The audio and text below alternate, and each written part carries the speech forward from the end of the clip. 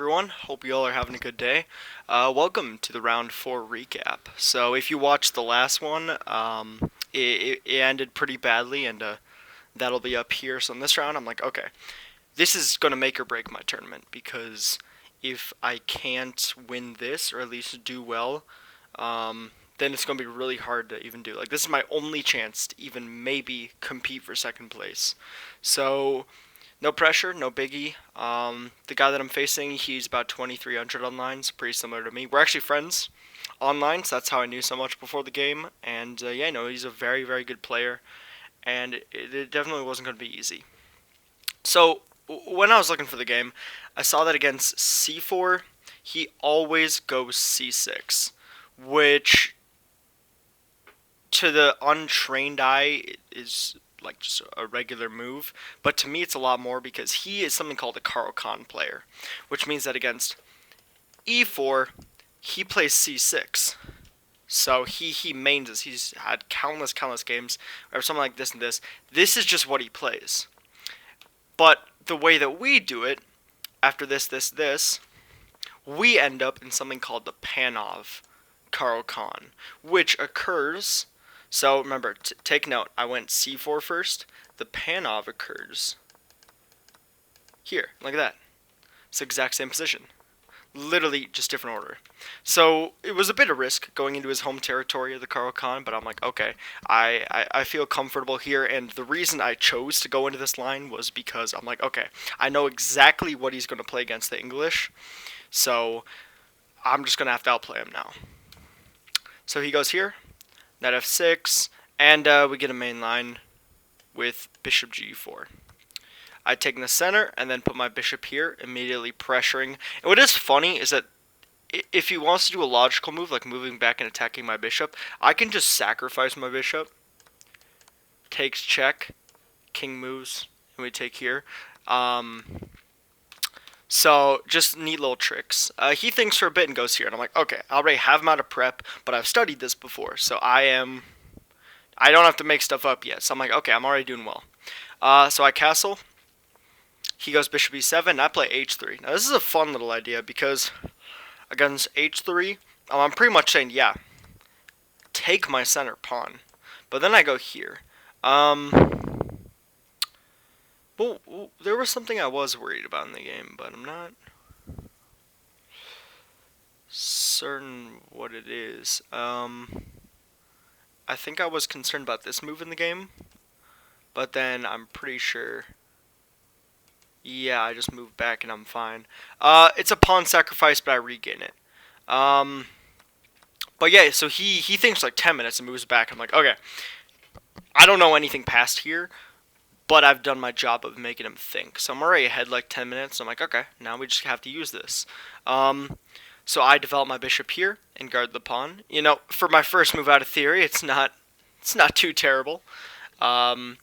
He goes back, attacking my bishop, and I move back to disconnect the pin. We get castles, and I go with this plan. With this, I think for a while, and then go g4.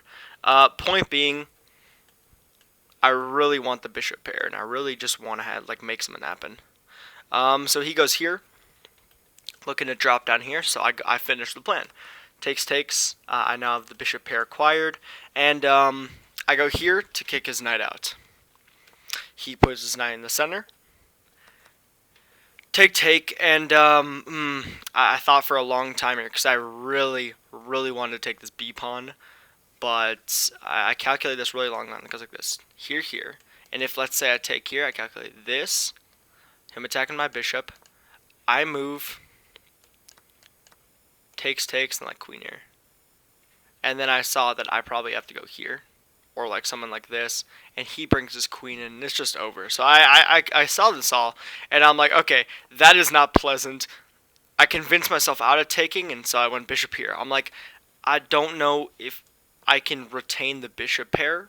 I mean, maybe this would be an interesting try. Yeah. But I go bishop f3. I say, all right, you know what? Let's do the trade. And I take with the queen because, point being, if I take with the pawn, I really don't like this pawn structure. It's just, both of these are called backwards pawns, which pretty much, and like, if this pawn falls, the front pawn falls. So I pretty much have 4 pawns that rely on 2 pawns, and generally, I fixed my isolated pawn in the center. Granted, I fixed my pawn weakness, but also I was quite fine with playing around that because it's on the wrong color of his bishop, so we can't blockade it. So I take with the queen, and he moves his rook. Again, I was not feeling good about taking here, so I just put a rook in the center. He puts a rook down here, and I blunder. Yeah. Couldn't tell, I'm already slightly on tilt, which pretty much means in chess when like you get out of a good headspace after usually losing quite a bit, you start losing more and more because you just spiral and spiral. And here I'm already on tilt, and I'm like, you know what? Let's blast open the center. But what's funny is this is the same blunder I made forever ago in my first round game, where I just give this. In fact, this is just devastating. Like, it's just bad. But he took. So I took back, and yeah, we got lucky. But I was already like, okay, I messed up. Let's not let that happen again. So I put my rook here, and I have to be pretty cognizant, as you saw my arrows, to just not walk into anything here. And I figured, all right, let's get his rook away. So he moves his rook up. Now this is, again, a renewed threat. So I put my queen here to pressure this. He brings his queen in, attacking my rook. Attacking my rook and threatening bishop here. I go here, which defends from both. He brings his other rook in, and here I have my one chance of the game, take the b pawn.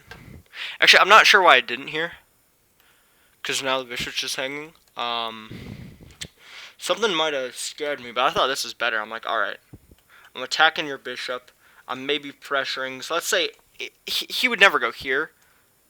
In a perfect world, I can get something like this. So he moves down here, and I go with this little move where I pretty much say, yeah, no, go check me, go attack my king. I think you don't have anything. And he thought for like 10 minutes, and at this point he had 2 minutes on his clock. Okay, just keep that in mind. He's pretty low on time. I have maybe 10 minutes, and he sacrifices bishop. Psychologically, it's really hard to deal with the sacrifice, but I'm looking, and I'm like, this move wasn't on my radar. Why?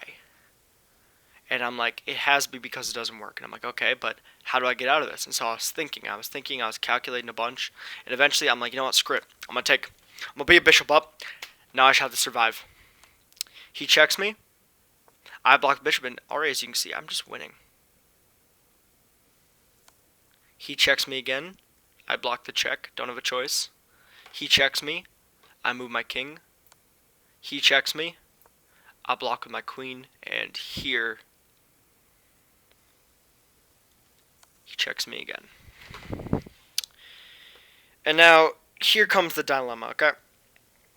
Which is, how do you escape this check? This is likely his final check ever.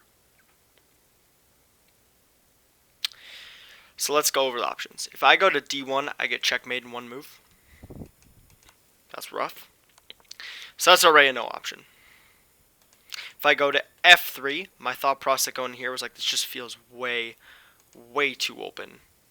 And like, I'm not sure I was going to punish me, but I'm like, I don't like this. I don't like f3. And e1, I thought was interesting, but I didn't like giving him checks. So I guess I probably should go here. No, I do not go there. I go here. It's a sharp position. What's funny is the computer wants me to go here, block with the rook, but the thing is, I saw that he could just win my queen, but I guess after all is said and done, it's 2 rooks and a bishop for a queen. But that's hard to calculate. But that's like hard to do. And I'm just trying to get out of checks. Like, I'm up a piece, and I blitz out this move. I'm like, oh, looks completely reasonable.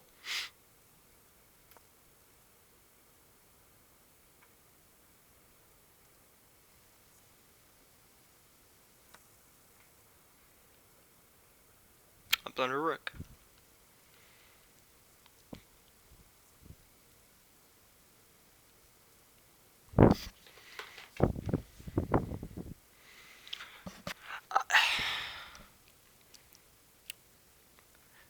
I'm not sure words can encapsulate what I felt. Just the immense disappointment. Um, Worst fear came true. I did it again. I blundered after being winning again in an important game again. I just fucked up, and my worst fear came true. I was like thinking so hard, just Owen, don't throw again.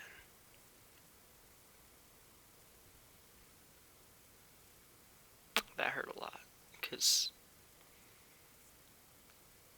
he's a really good player, and this just I couldn't even talk to my friends, man. I don't even like I straight up all the way until the final round. I didn't talk to anyone. I couldn't. I was so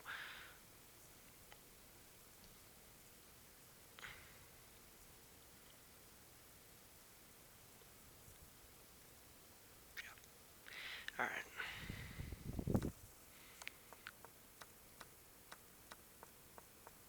After all said and done, he just goes here and resign.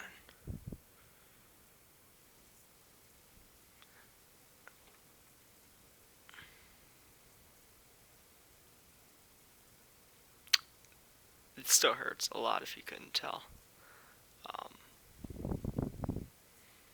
just starting out so well. First two rounds, I was on top of the world, and then I don't know, got in my head. I overthought, underthought, however you want to put it, but yeah, 1.5 out of 4 going into the final round. No chance of salvaging. All my momentum's gone. I'm in a really bad place mentally. Don't even want to talk to anyone. Don't even want to think of chess. But still have to play. So, see you tomorrow. See how that game went.